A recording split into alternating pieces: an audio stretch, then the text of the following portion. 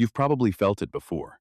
That strange moment when your body tells you something is watching, you stop, you turn your head. For a second, nothing is there. Today, that feeling might seem pointless. Maybe it's just anxiety. Maybe it's your imagination. Maybe it disappears as soon as you turn on a light. But for our ancestors, that instinct may have been the difference between life and death. Long before cities, highways, fences, door locks, or 911, humans were not always the hunters. Sometimes they were the prey. No claws, no fangs, no armor, no night vision. Just skin, bone, fear, and a brain that had to notice danger before danger noticed them. Early humans did not survive because they were stronger than predators. They survived because they learned how to become harder to catch. Today, most predators are far from everyday American life. You sleep behind walls. You walk under streetlights. You drive on highways. You visit a zoo to see animals that once could have terrified your ancestors. If something feels wrong, you can lock the door, turn on the porch light, grab your phone, or call 911.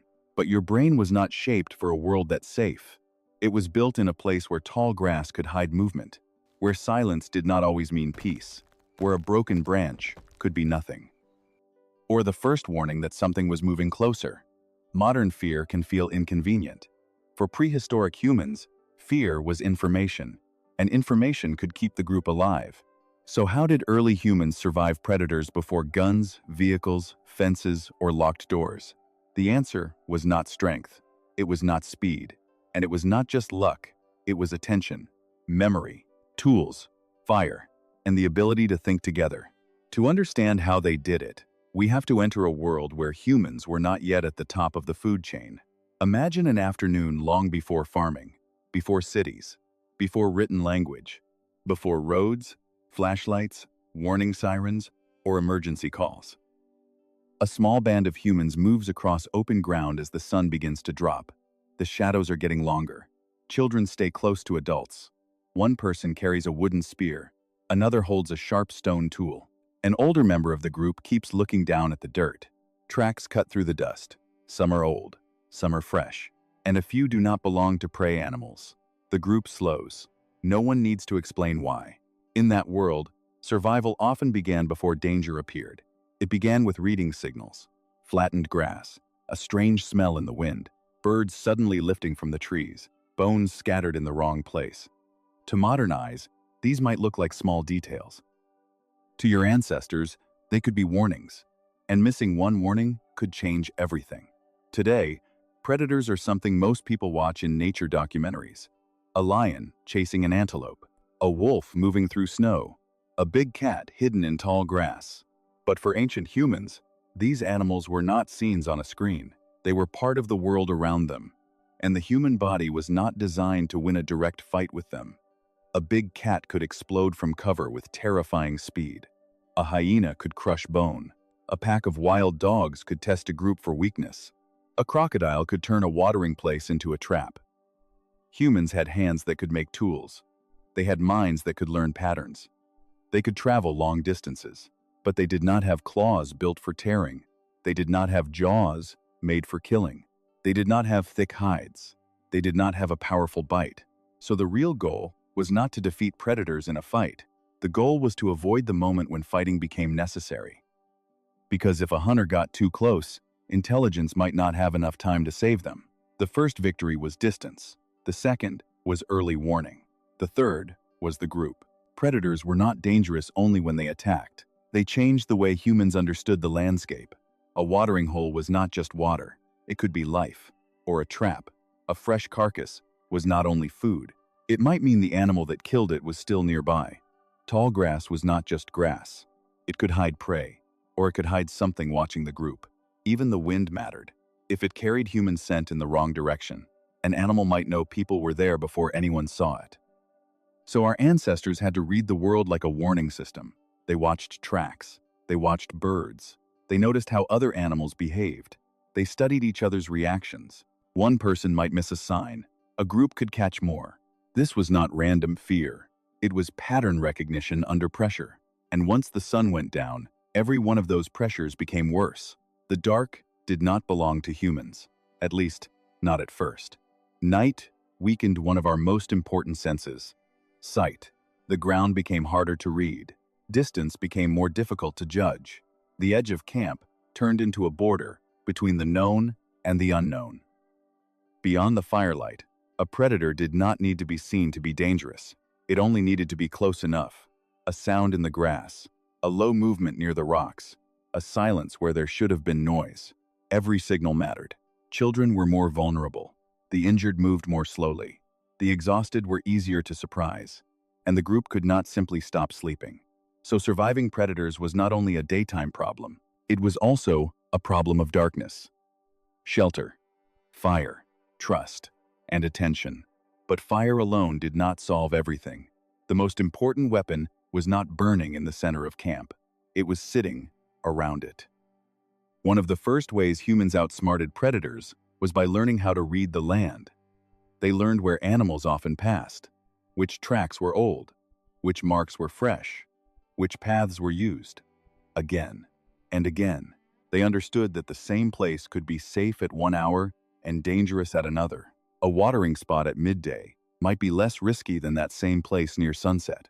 A narrow path between rocks could save time, or become a trap. They noticed when other animals reacted before humans could see the cause. Birds launching from trees, calls from the branches, a herd suddenly turning in one direction. These signs could tell the group that something was moving nearby. None of this knowledge was written down. It lived in memory. A child did not learn survival from a textbook. That child learned by watching where adults looked, when they stopped, when they lowered their voices, when they turned away from a place that seemed harmless. This was environmental intelligence. And it may have been one of humanity's earliest defenses. Awareness helped, but awareness was not enough. Humans also needed tools. A sharp stone could cut meat faster. A wooden spear could create distance. A thrown rock could make an animal hesitate. A burning branch could push the edge of safety a few feet farther into the dark. Tools did not turn humans into the strongest creatures in the wild, but they changed the rules. The human hand could hold what the body did not grow. Stone became an edge. Wood became reach. Fire became a boundary. If danger came close, the group could shout, stand together, raise spears, throw stones, shield children, move the weakest members behind the strongest.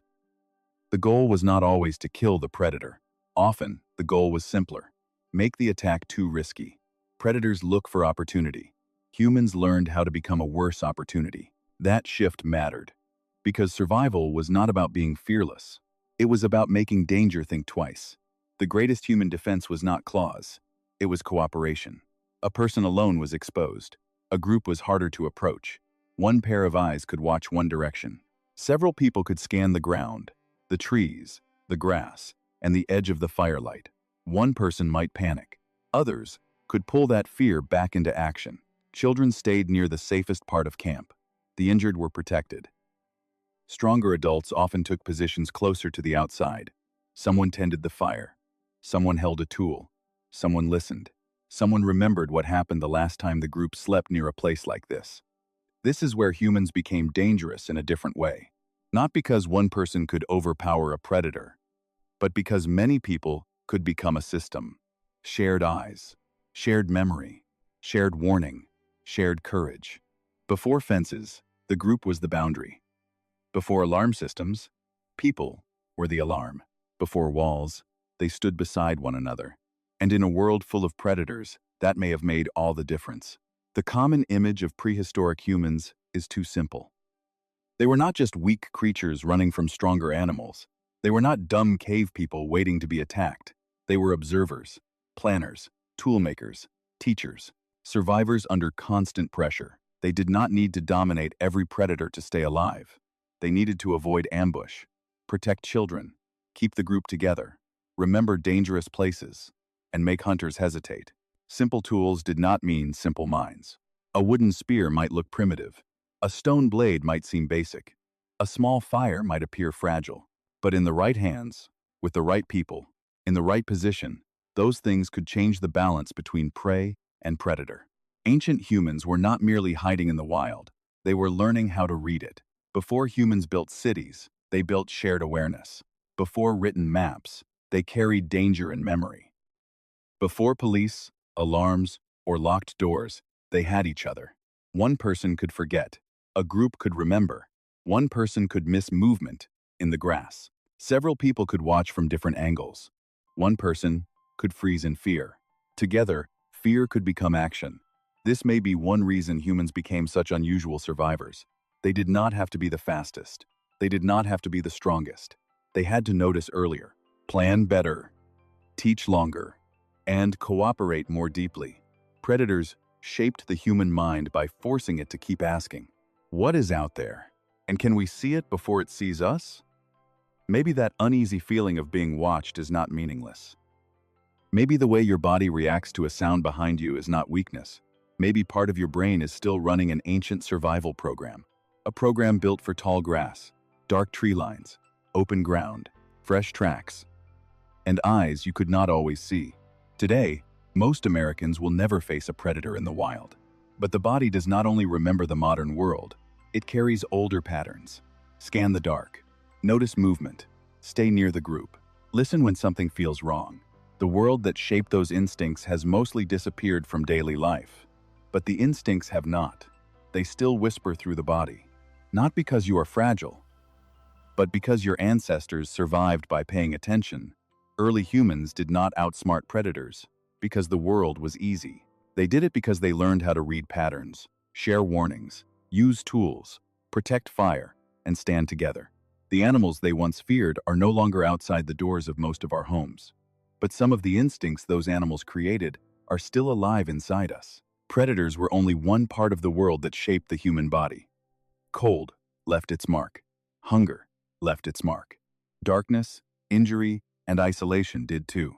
Before civilization changed the world, survival changed us. Thank you for watching until the end.